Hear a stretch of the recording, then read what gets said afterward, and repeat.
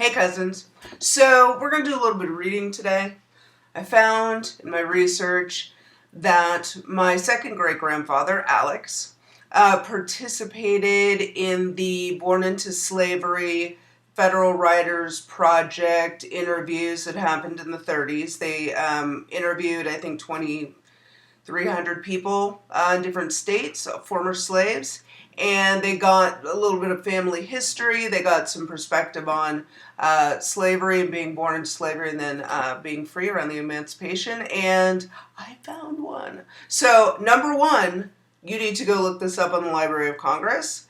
And if you have relatives that were slaves, go and look for any familiar name and see if you can find a relative's narrative, because they're interesting.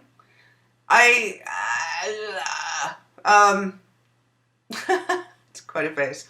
I had to reframe from my modern mind that it was, that it was a different time. This is his story. I cannot judge him for his thoughts and beliefs. I can't just sit there like this while I read it, because this is our family history. This is our family history, and these are the facts. These are just the facts, ma'am. So I'm going to read this to you, and I provided on my blog too, which I'll give you a link to later if you would like to read this. So I'm going to pause for a second because I need to drink some water first. Okay. It's about to get super exciting because I'm about to read to you. So when it comes to things you can watch on YouTube, probably not the most exciting, but at least it's educational. So you're learning something, and I'm wearing glasses for you. I never wear my glasses, but I gotta read this thing. And I'm gonna translate it because my parents saw fit to send me to parochial school through college, and so I need to use my fancy language so that they get their money's worth. Saying thanks, Mom and Dad. So here we go. Texas slave narrative, Alex Lacy. Alex Lacy was born in Kentucky July 10th, 1857, and brought to Texas in infancy by his master George Keyes, who settled in Rusk County near Lawsonville. He was freed 6 months after surrender and resided in Rusk County until 1880. Since 1880, he has always resided in Harrison County, earning a livelihood from farming and public work. He now resides with his son-in-law Grant Jackson at blank, blank, blank, South Garrett Street in Marshall. I'm not going to give you the address because I don't want people to be like, oh, I'm going to go drive by that. No. So, yeah. Garrett Street, Marshall. I was born in Kentucky, but was brought to Texas when just a baby by my old master, George Keyes. He settled on the line of Shelby and Rusk counties near Lawsonville. My daddy was Abner Roberts, and my mother was Celie Roberts. To know that, by the way, to know the name of his parents is amazing. And I was like, wow, because so many times when you go to like your second or your third grade grandparents that were born into slavery, you don't get the names of their parents, you get the names of their slave owners. So the fact that he knew the names of his slave owners and now I do is like, ooh, because if I were to try to look for them, they would just be an age and like, they wouldn't have a name. They would just be, male, female, or a buck or a doe, whatever, but they would not have actual names. So exciting. Sorry, I just had to stop and say, super exciting that I have an actual name. So I was the only boy, but had 6 sisters. Could you imagine? Maria, Betty, Fanny, Critty, and Molly. And I'm actually friends with cousins.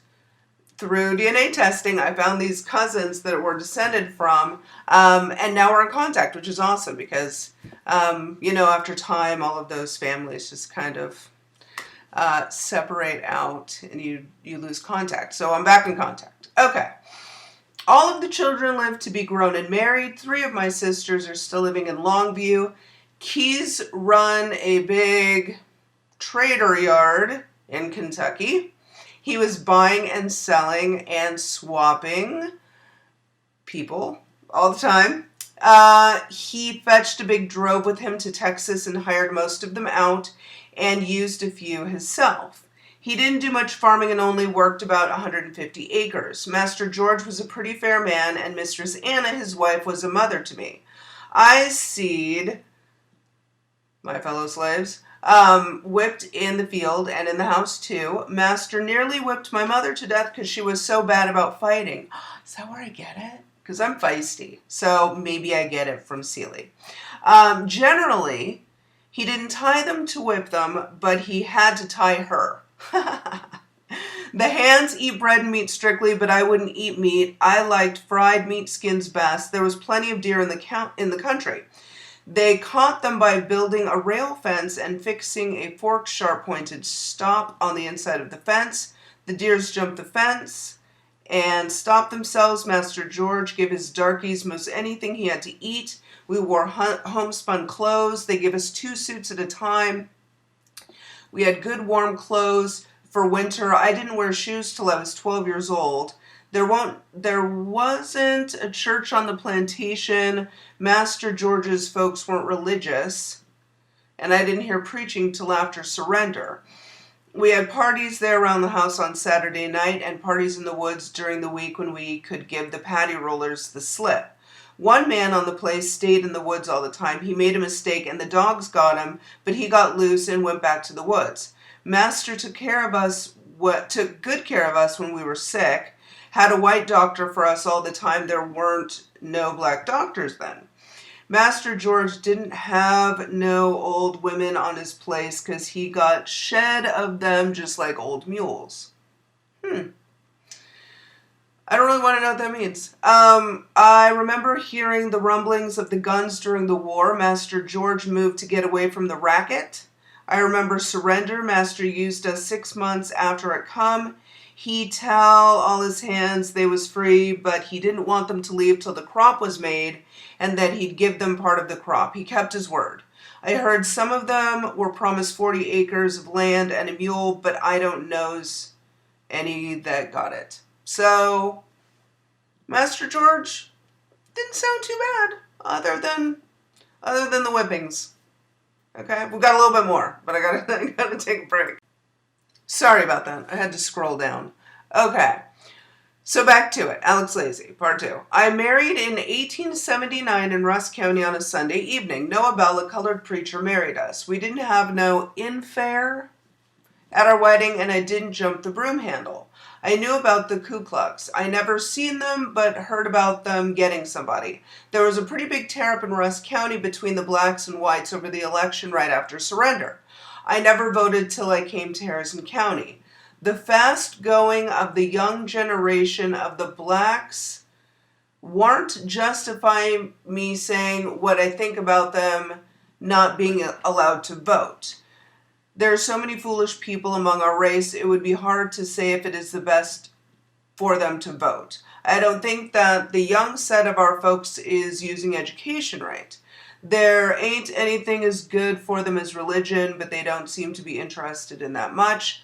I always divided my time between farming and public work since I was big enough to work for myself. As long as I was able to work, I generally made about $250 a day. Since my wife died and I can't work, I just live around my children. So one of his children was my, it's another relative. So anyway, another grandfather and another grandfather, and here we go, and then there's me. So, I forgot what I was going to say. Let me think about it for a second, because I feel a rant coming on. So, hold on. So, in editing this, I rewatched my rant, and I realized I hate it. It makes no sense. So here we are. It's a brand new day, new outfit, new hair. It's raining in Vegas. Welcome to winter. So my rant was basically going to say that in closing, I'm very lucky that I have this information about my second great-grandfather, my third great-grandfather, and in some lines, my fourth and fifth great-grandfathers and grandmothers, because a lot of people don't. I was lucky that, the Federal Writers Project interviewed Alex, and that he had the information about his parents. And I'm lucky that I have a rich family history for all of the other stories that I have, because a lot of people that are descended from slaves here in America hit roadblocks, and usually the roadblock um, is around the time of slavery, around the emancipation, around the ending of it, and that's where the roadblock stops. And even in some of the other cases of my family, and it was interesting to see in the first census that they had, where they were not, written down as like livestock, and they actually had names and ages and birthdays and things. It was interesting to see that one of my great grandfathers had put in the place of where are your parents born, Africa, where I was like, wow, like I knew that, but then to see it written down, because when you do a lot of genealogy, especially for other people, you see, a lot of states, maybe they go to country, but to actually see like Africa was like, I knew it, but to see it in writing was, it was different. So I encourage you to go to the Library of Congress and read and see if maybe you can find your own slave narrative for somebody in your family. I encourage you also, actually, there's a website called RootsWeb that has a lot of narratives also that you can't find on the Library of Congress website, because it's very rich. That's got a lot of like pictures and articles and photos and interviews. It's a lot to wade through because they go to a lot of states, and it's like 2,300 records.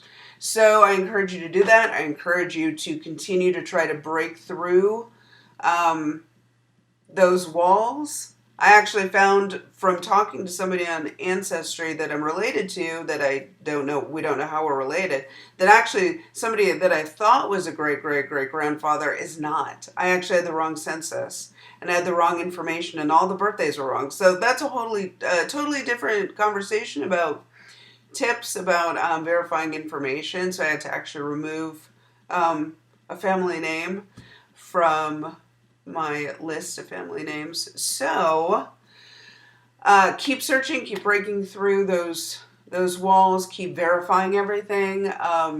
Keep searching. It's worth it. It's worth it to be able to go back to your third, possibly fourth or fifth great grandparent and get a name. So keep digging, keep asking questions. I don't care if it's family secret, because you're the one that's going to pass on this information to your children, right? And to your children's children. And this is our history. This is our family history. This is our country's history. This is our contribution to the world. Let's own it. Let's know it. Let's not be afraid of it. So, have a great day, cousins. And on the next one, we will be talking, I think, again about Norway. Why not? Let's just flip-flop and go completely the opposite direction.